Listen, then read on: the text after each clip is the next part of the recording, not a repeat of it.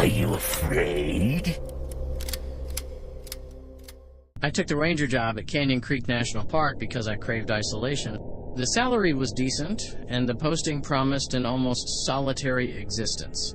My nearest neighbor was 15 miles down a winding dirt road, and the only human contact I expected was a handful of hikers each week, checking in before tackling the challenging backcountry trails. The ranger station was a rustic cabin, far removed from the main road. It had a small office space, a single bedroom, and a wood stove that barely kept the chill out during the colder months. Winter was setting in when I arrived, painting the landscape in hushed whites and grays. My duties were straightforward: check trail permits, answer questions, and occasionally patrol the less traveled paths. Most nights, after the last hiker had signed out, I'd brew a strong coffee, read by the flickering light of a kerosene lamp, and listen to the wind howl through the canyons. It was exactly the quiet I'd wanted. One Tuesday evening, a fierce autumn storm rolled in. Rain hammered against the windows, and the wind shook the old cabin. I checked the logbook.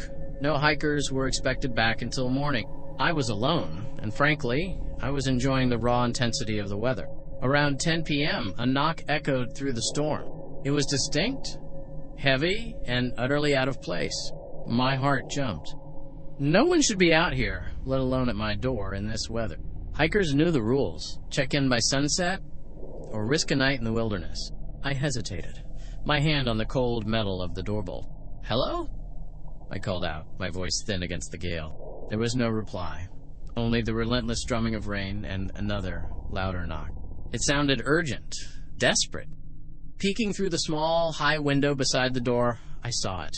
Or I saw something. A low, wide mass just a few feet from the cabin. It wasn't human-shaped, not like a person standing there. It was amorphous, a large, dark presence that seemed to pulse with an unsettling stillness.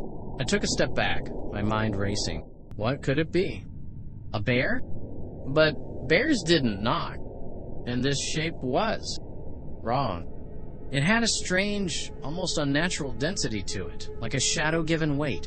I slowly, carefully drew back the curtain an inch. What I saw made my blood run cold. The low, wide mass was still there.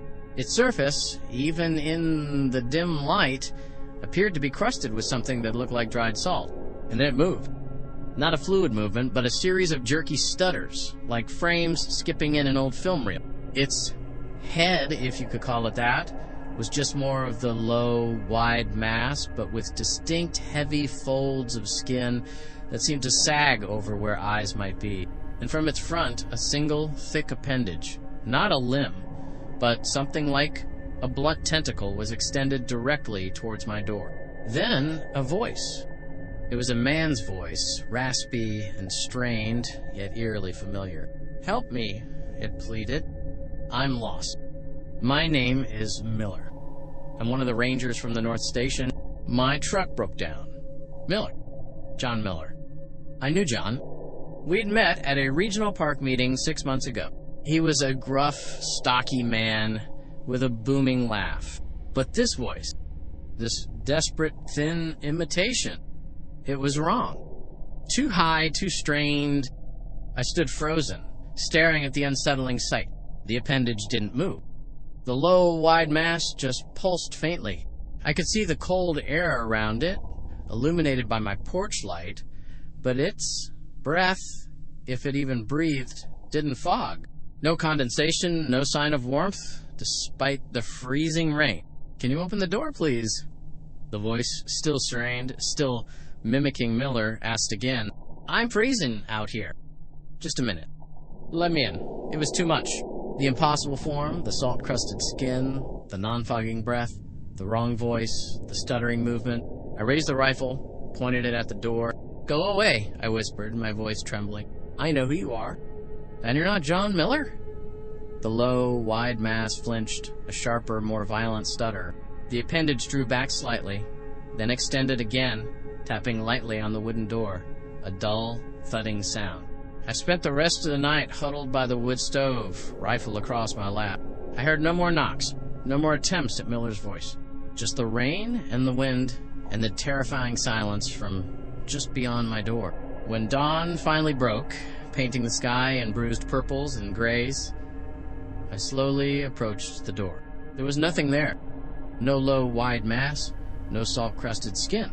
Only a patch of churned-up mud where it had been, and a single, surprisingly clear human footprint.